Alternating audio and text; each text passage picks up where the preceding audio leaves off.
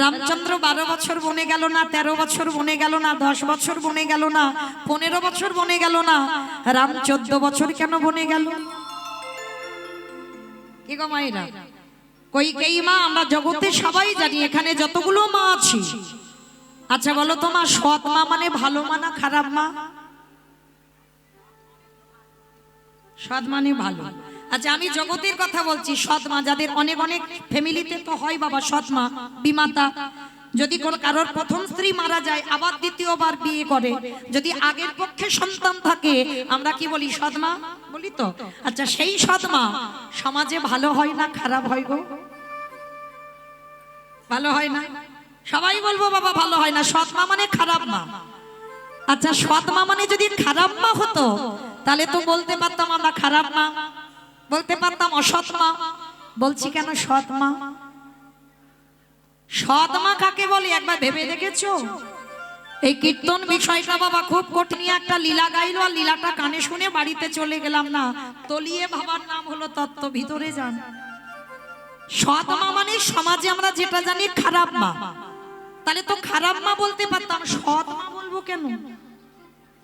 যার হৃদয় হয় সৎ সেই তো হতে পারবে সৎ মা, সবাই সৎ মা নয়। আর এখানে যদি কেউ সৎ মা থেকে থাকো, একজনের মতো সৎ মা হও, রামায়ণে কইকেয়ী মা। সবাই জগতে জানলো কি ভরতকে রাজা করবার জন্য বাবা রামকে 14 বছর বনবাসে দিল। সমাজের মানুষ আমরা জানলাম কি কইকেয়ী মা ভালো মা নয়, কইকেয়ী মা খুব খারাপ। কেন? নিজের ছেলেকে আজকে রাজ সিংহাসন পাইয়ে আর রামকে 14 বছর বনে দিল। আর তাতে কি হলো? দশরথ কেঁদে কেঁদে অন্ধ হয়ে গেল। শুধু অন্ধ হলো না, দশরথের প্রাণটাও চলে গেল। তাহলে কইকেয়ী মা খারাপ? কিন্তু না, যারা এখানে শাস্ত্র জ্ঞানী মা তারা জীবনে বলবে না কইকেয়ী মা খারাপ। যারা গ্রন্থ পড়েন, যাদের মধ্যে বাবা আত্মজ্ঞান আছে, তারা কোনোদিন বলবে না কইকেয়ী খারাপ। যদি খারাপ হতো তাহলে রামকে 14 বছর বনবাস দিল কেন? 15 দিল না, 13 দিল না, 12 দিল না, 10 দিল না, 14 বছর দিল।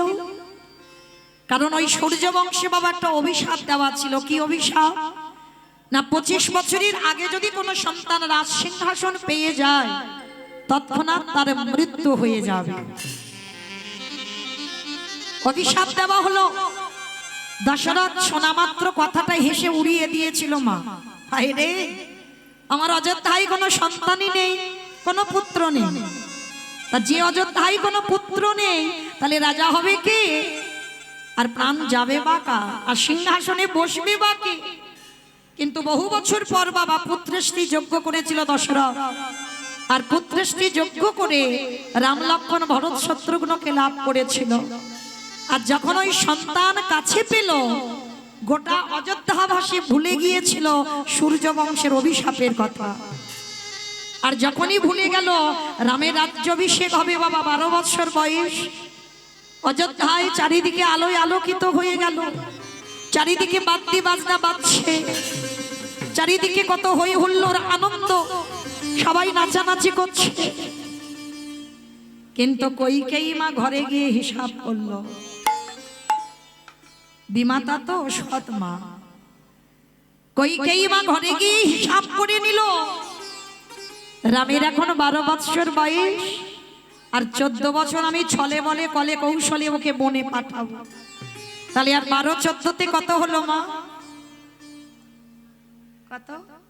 26। তাহলে 25 বছরে যদি সিংহাসন পায় তৎক্ষণাৎ মৃত্যু হবে। তা কইকেয়ী মা হিসাব করে বাবা পাঠিয়ে দিল 14 বছর বনবাসে যেতে হবে। কেন না তারপরে যদি আমার রাম অযোধ্যায় আসে তখন তো আমার রামের অপঘাতে মৃত্যু হবে না। কিন্তু এখানে বাবা প্রশ্ন, রামের থেকে তো 2 দিনের ছোট, রামের চন্দ্র থেকে 2 দিনের ছোট ছিল ভরত।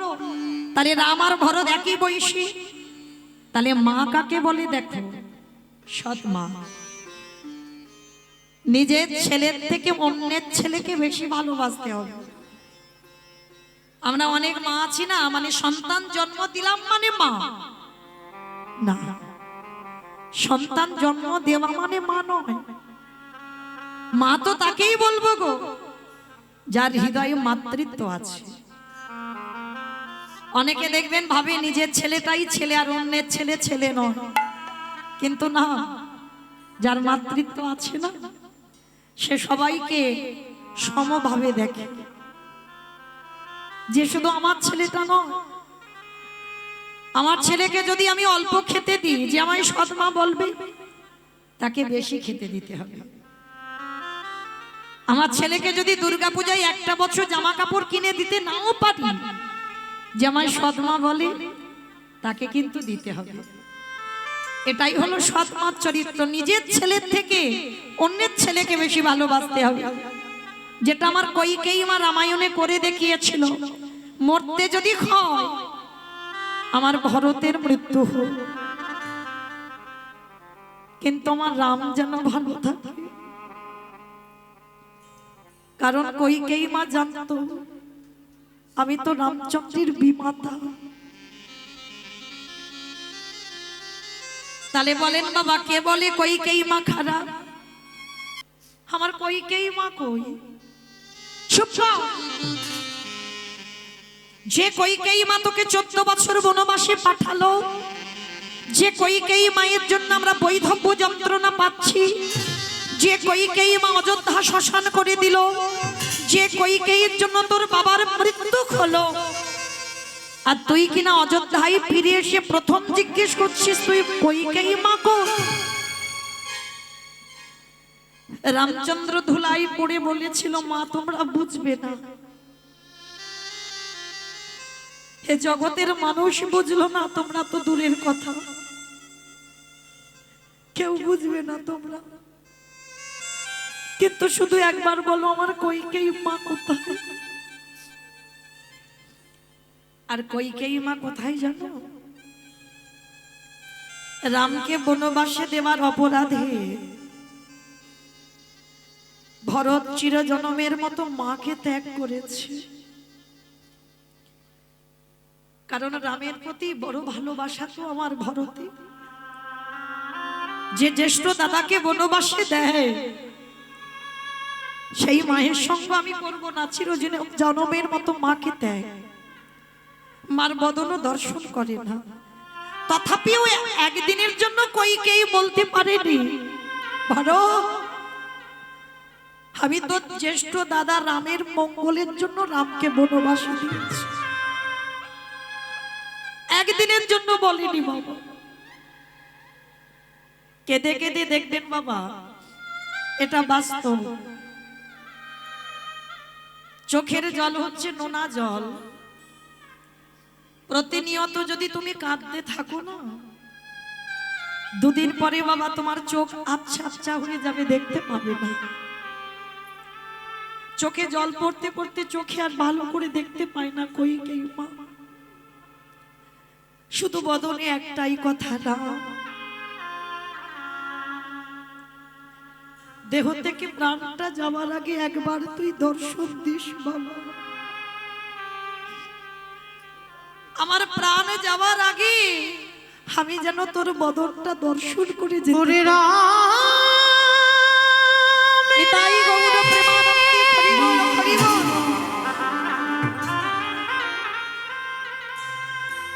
একেবারে দেখা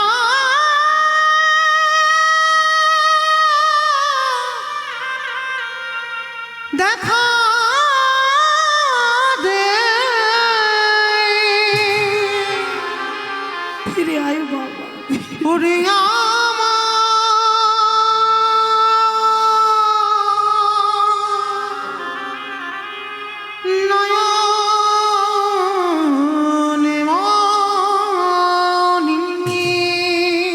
কইকেয়ী মায়ের ওই আকুল আর্তনাদ প্রভু রামচন্দ্রের চরণে পৌঁছে গেল। রামচন্দ্র ছুটে এসে কারাগারের মধ্যে বাবা আছাড় খেয়ে মায়ের চরণে। পরশমণি পাথর দেখেছেন মা? দেখিনি আমরা, শুনেছি মা। পরশমণি পাথর লোহাতে ঠেকালে লোহা নাকি সোনা হয়ে যায়। আরে আমারে ভগবান হলো পরশমণির থেকে মূল্যবান। আমারে ভগবান যদি কোনোদিন কাবুকে পরশ করে, এই বাচ্চাকে জগতের সোনা নয়, আমারে ভগবান যদি কোনো ভক্তকে পরশ করে দেয়, ওগো তার হৃদয়ে সোনার থেকে আরো দামি হয় গো। তাই গৌর হরি বল হরি বল।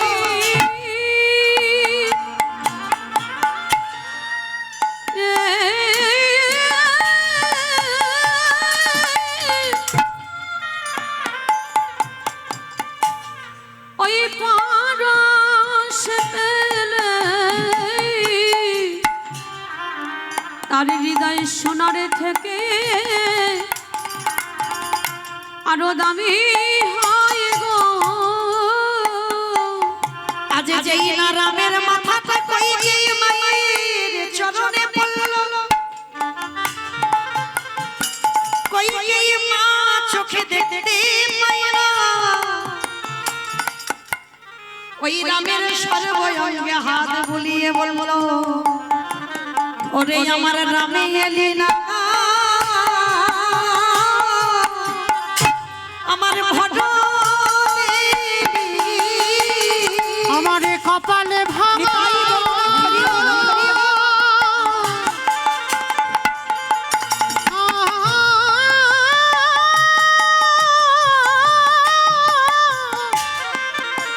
আমারে কপালে ভাঙা নয়নে মনি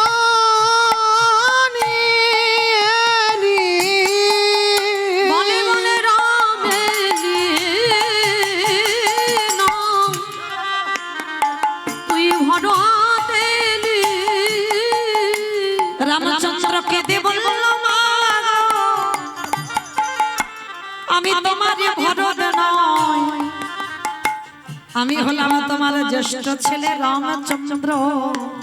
রাম এসেছিস বাবা, তোর জন্য বসে বসে কাঁদি, সেই যদি কৃপা করি আমার কারাগারে এসে দাঁড়াইলি, আমি জানি তুই হলি পূর্ণ ব্রহ্ম সনাতন ভগবান, আমি জানি তুই হলি মর্যাদা পুরুষোত্তম প্রভু রামচন্দ্র। রাম একটা কথা বলবি বাবা? কি কথা মা? একটা জিনিস আজকে তোর কাছে চাইবো, দিবি বাবা? তুই কাউকে দেখা দিস বা না দিস, আমি জানি তুই কে, তোর অপেক্ষায় আমি এতদিন আছি, একটা জিনিস চাইবো, দিবি? বলো মা তুমি কি চাও? ওরে রাম রে, তুই 14 বছর বনে যাবার কালে সেই দেখেছিলাম তোর পদ্ম পলাশ লোচন হরি, আর তো এতদিন দেখা হয়নি, কেঁদে কেঁদে আজ অন্ধ হয়ে বসে আছি, তাই কৃপা করে করুণা করে রাম রে একবার আমার দৃষ্টি শক্তি ও তুই ফিরাইয়ে দে, আমি আর তো কিছু নিতাই গৌর হরি বল হরি বল। নানা চাহি না রে, দে দৃষ্টি শক্তি ফিরায় দে। আস্তে যেই না বললো আমার দৃষ্টি শক্তি ফিরিয়ে দে, রাম বলছে ও তুমি পৃথিবীর আলো বাতাস দেখতে পাবে, গাছপালা দেখবে, মানুষ জাতি দেখবে, ওই জন্য না, না বাবা না, একবার তোর ভুবন মঙ্গল ভোলানো রূপ দেখতে চাই। এইবার রামে যেই না করুণা সিন্ধু ভগবান ওই করুণার হাতের ওই কইকেই মায়ের চোখে বুলাই দিল, সঙ্গে সঙ্গে দৃষ্টি শক্তি ফিরে পেল, দেখলো ওই কারাগারের মাঝখানে আমার শঙ্খ চক্র গদা পদ্মধারী নারায়ণ চতুর্ভুজে দাঁড়াইয়ে আছে। এক রূপে দেখলো আমার প্রভু নারায়ণ, এক রূপে দেখলো আমার রামচন্দ্র, দুজন দাঁড়ায় রইল। এইবার কইকেয়ী মা বলছে, খোকা আর একটা জিনিস চাইবো, দিবি বাবা? আবা তুমি তো চোখ চাইলে চোখ দিয়ে দিলাম, আমার কি চাইছো? রাম আর একবার দে না বাবা, দে দে আমার। আস্তে ভালো করে ভেবে দেখেন মা, সাক্ষাতে যদি আমরা কেউ সাধনার ফলে ভজনের ফলে সাক্ষাতে যদি একবার ভগবান দেখা হয়ে যায়, সেই ভগবানের কাছে কি চাইবে বাবা? কি চাইবো? হ্যাঁ, গাড়ি বাড়ি টাকা পয়সা। আমার সংসারে যদি অভাব অনটন থাকে, এটা বাস্তব বাবা, এটাই আমরা চাইবো, এগুলো আমাদের চাওয়া। কিন্তু ভক্তের তো এগুলো চাওয়া নয়। ভক্তদের কি এগুলো চাওয়া হয়? যারা ভক্ত নয় বাবা তারা এগুলো চায়, আর যারা ভক্ত তারা জীবনে ভগবানের কাছে আঁচল পেতে কিছু চায় না। তারা জানে চাইলে কম করে বাবা, না চাইতে এত কিছু পায় যে তুমি ঘরে রাখবার জায়গা থাকে না। তা কইকেয়ী মা সাক্ষাতে নারায়ণ দেখলো, সাক্ষাতে রাম দেখলো, ভগবানকে দেখে চাইছে কি জানো? রাম দে দে আমার, অন্ধ করে দে আমার আর তো না নিতাই বাবু না। হরি বল, হরি বল। আর তো নয়ন চাহিয়ে না রে, দে দে অন্ধ করে দে দে। যেই না বলেছে আমায় অন্ধ করে দে, রাম বলছে মা সবে তো তুমি দৃষ্টি পেলে আবার অন্ধ হতে চাইছো কেন? ওরে রাম রে, কেন আমি অন্ধ হতে চাইলাম জানিস? যে নয়নে একেবারে ভগবানের দর্শন হয়ে যায়। এই জগৎটা বাবা পাপে পরিপূর্ণ, পাপাচারী, অত্যাচারী, ব্যভিচারী, দুরাচারীতে ভরপুর হয়ে আছে। কইকেয়ী মা বলল, যে নয়নে একবার ভগবত দর্শন হয় সেই নয়ন তো আর কিছু দেখতে চাই না। কারণ এই নয়নে আমি যেন শুধু তোকে দেখেছি, মানে এইটুকু দেখেই আমি অন্ধ হতে পারি, আর যেন বাহ্যিক জগতে আর কোনো কিছু দেখতে না হয়। নিতাই গৌর প্রেমানন্দে হরি বল, হরি বল। হরি বল। রামচন্দ্র বলল, মা গো এই জন্মে তুমি হলে আমার বিমাতা, এর পরের জন্মে আমি কথা দিলাম মা, এর পরের জন্মে তুমি আমার বিমাতা হবে না, এর পরের জন্মে আমি তোমার গর্ভে জন্ম নেব। আমি এই নিতাই গৌর হরি বল। মাগো করে রাখলাম, আমি পরের জন্মে তোমার কোলে জন্ম নিব। তবে মা গো আমি জন্ম নেব বটে, আমার কৌশল্যা মা আমার কাছ থেকে চেয়ে নিয়ে রেখেছে, এর পরের জন্মে আমি কইকেয়ী মায়ের গর্ভে জন্ম নেব। কিন্তু মা গো আমি কথা দিয়ে রেখেছি, আমি কোনোদিন মাতৃদুগ্ধ পান করব না। আমি এই নিতাই গৌর হরি বল, হরি বল। করে রাখলাম, কোনদিন মাতৃদুগ্ধ পান করব না। যেই না বলেছে কোনোদিন মাতৃদুগ্ধ পান করব না, তাও মাথা পেতে নিয়েছিল কইকেয়ী মা। আর সেই কইকেয়ী মা পরের জন্মে হলো কে মা? দেবকী মা। বেশ, তাহলে সেই কংসের কারাগারে প্রথম 6টা পুত্র হলো। কংস মামা আছাড় দিয়ে প্রাণ নিয়ে নিল। সপ্তম গর্ভে বলরাম এলো, বসুদেবের প্রথমা পত্নী রোহিণীর গর্ভে চালনা হলো। অষ্টম গর্ভে কৃষ্ণ এলো, ভাদ্র কৃষ্ণাষ্টমী তিথিতে বাবা মাথায় করে রেখে দিল নন্দালয়।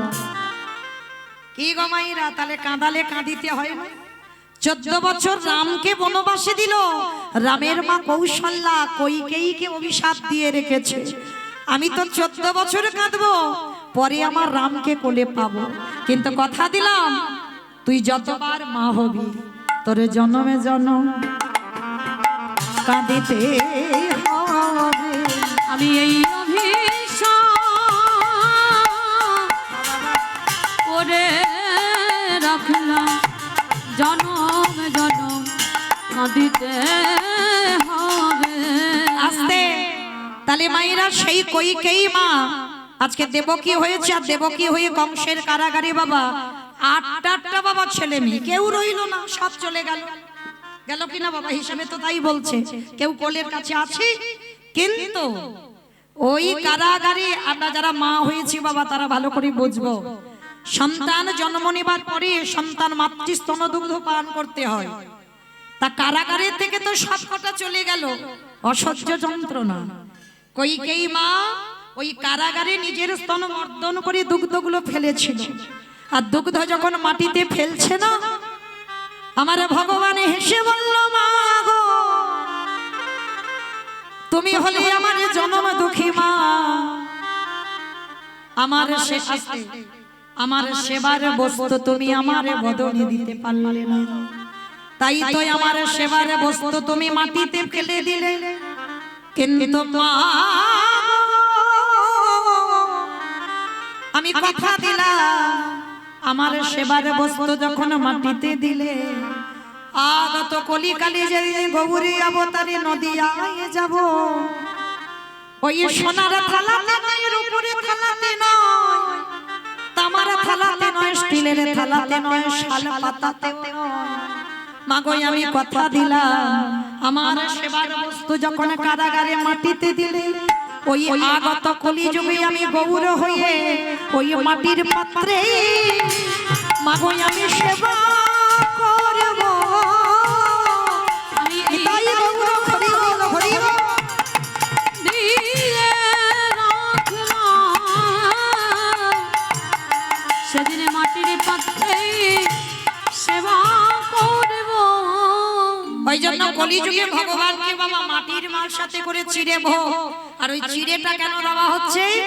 সুদামার চোখের জলে ভিজা চিড়া, সেই যে দ্বারকায় কৃষ্ণকে খাওয়াতে গেল, সেদিনও সুদামাকে প্রতিজ্ঞা করলো, ও সুদামা ওই কলিযুগে মাটির পাত্রে করে এই যে তুই চোখের জলে চিড়া প্রসাদে ভিজায় আমায় সেবা দিলি, ওই কলিযুগে যদি একজন ভক্ত ওই মাটির পাত্রে করে চিড়ে প্রসাদ একটু গুড় দিয়ে ভিজায়, আরো যদি চোখের জলে দিয়ে কেউ আমায় চরণে দিতে পারে, আমি জনম আমি তার হয়ে যাই। তাই গৌর হরি বল, হরি বল। যতন করে চিরে প্রসাদ দিতে পারে, আমি জন্মে জনম তারে হয়ে যাই। আস্তে তালে মায়েরা বুঝলাম কি, সেই কইকেই মা হলো দেবকী, আটটা সন্তান গেল, আর সেই দেবকী বাবা পরের জন্মে হলো উড়িষ্যায় গুন্ডিচা মা, আর গুন্ডিচা মার 18টা সন্তান হলো, সেই 18টা ছেলে পুরী ধামে এখন 18 নালা হয়ে আছে। তাহলে রামকে 14 বছর কাঁদাবার অপরাধে কিরকম ডবল হচ্ছে দেখো। তাহলে প্রথম 8টা গেল, দ্বিতীয় জন্মে 18টা গেল, আর তৃতীয় জন্ম কোথায় হলো জানো? আস্তে যে কথাটা বলতে গিয়ে বাবা একটু রামায়ণে যেতে হলো।